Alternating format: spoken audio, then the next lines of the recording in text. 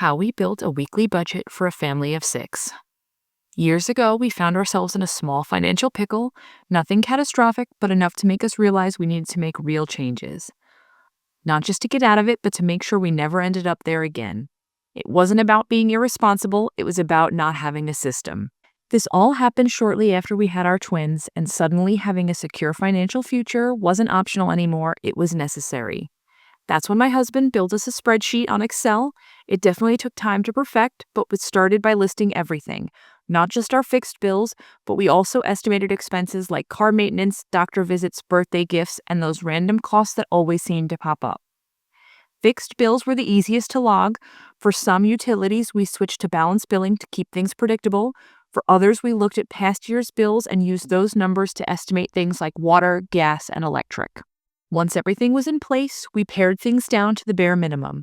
The spreadsheet showed our income, our expenses, and exactly what we had left, which was eye-opening. This isn't fancy or complicated, it's just very intentional. We chose to manage everything weekly since we're both paid weekly and it makes expenses easier to track. Every cost, even monthly or quarterly bills, gets broken down into a weekly amount. As our income grew and our debt decreased, we adjusted the spreadsheet. Over time, we were able to add things back in: savings, retirement, vacation, college funds, and more. Now we use multiple bank accounts, each with a specific purpose: bill pay, savings, travel, college, retirement, all separated so nothing gets mixed up or accidentally spent. At this point, we rarely even look at the budget. It only needs attention when our income or expenses change. Everything else is automated through our bank accounts.